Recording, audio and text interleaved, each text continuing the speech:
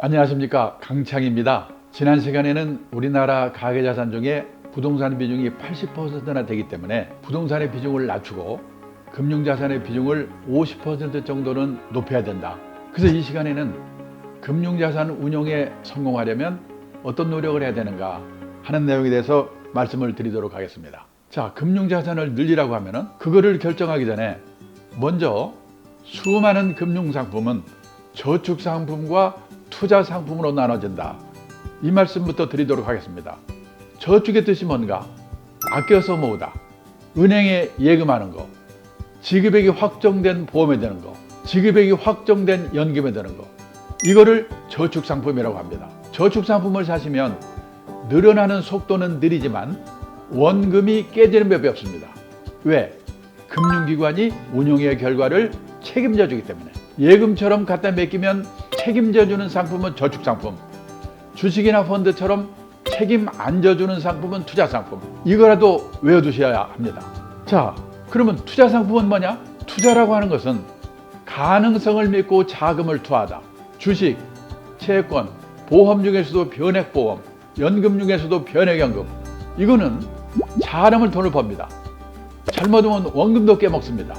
근데 이 강의를 들으시는 분 중에 변액보험, 변액연금 든 분이 몇 분 계실 겁니다. 근데 더 문제는 뭐냐?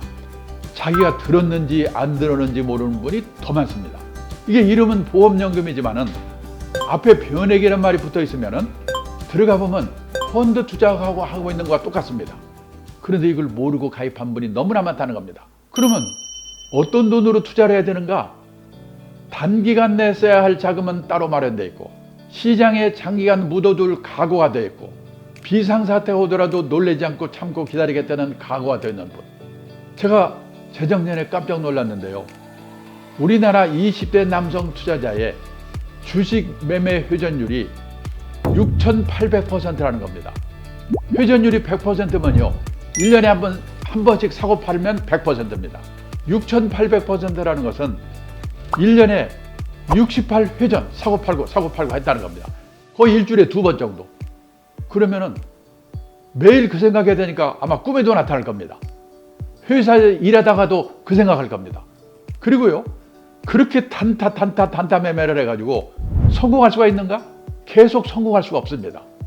그래서요, 투자에 관한 공부를 제대로 하셔야 되는데, 많은 분들이 주가 예측, 부동산 예측, 예측에 관한 공부라고 생각합니다. 알아야 될 거는 보통 사람이 단기 예측은 불가능하다. 그러고 시작하셔야 된다는 거예요. 자산관리의 기본 원칙을 말씀드리는 겁니다. 그리고요, 전문가를 활용하는 법.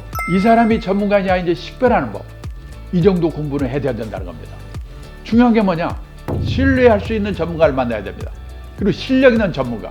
그리고 그 사람을 활용하기 위해서는 식별법을 알아야 돼요. 그 공부를 하셔야 된다는 겁니다. 그리고 또 하나는요, 리스크, RISK, 리스크라고 하는 말에서 이해를 제대로 하셔야 됩니다. 왜냐하면 우리나라는 리스크를 위험이라고 번역하고 있거든요. 저는 리스크를 위험이라고 번역하면 안 된다고 보고, 불확실성, 잘 될 수도 있고 잘못될 수 있는 거. 리스크의 라틴어의 어원이 어디서 나왔냐? 용기를 갖고 도전하다는 데서 리스크가 나왔다는 겁니다. 그래서 저는요, 지금 우리나라가 이 시점에서 제일 시급한 게 뭐냐? 우리도 우리 애들도 용기를 갖고 리스크에 도전하되 관리할 수 있는 지혜를 배워야 우리한테 희망이 있다는 겁니다. 그리고요, 내가 노후 대비 금융상품을 사야 되겠다.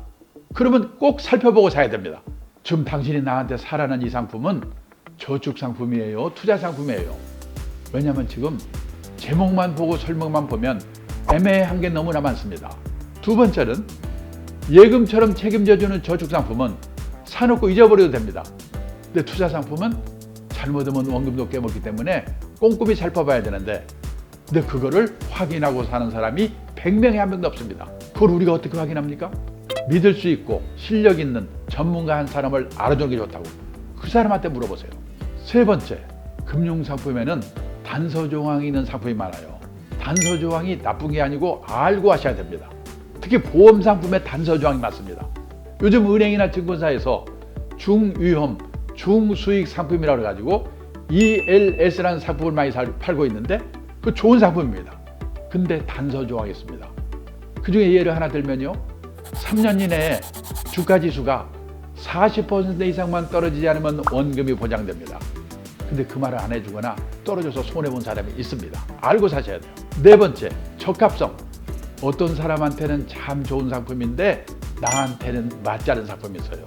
다섯 번째, 세금. 옛날에는 세금은요, 부자들만 생각하면 됐거든요. 근데 앞으로는 서민들도 절세 상품을 잘 활용해야 됩니다. 정부가 국민들의 노후를 책임질 수 없으니까 노후 준비하시라고 절세 상품을 많이 내놓고 있거든요. IRP, 개인형 퇴직연금, ISA, 종합자산관리계좌, 개인연금 이런 것부터 활용하고 세제택도 받고 그러고 남은 돈으로 재테크를 하라는 겁니다. 마지막으로 수수료. 펀드 사시면서 보험 가입하시면서 수수료가 얼마나 되는가 이거 물어보고 사는 사람 100명에 한 명도 없어요. 근데 선진국의 투자가들은 펀드 살 때 제일 먼저 물어보는 게 수수료입니다. 왜?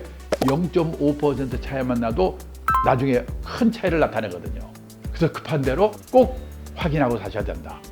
이 말씀을 드리면서 제 강의를 끝내겠습니다. 감사합니다.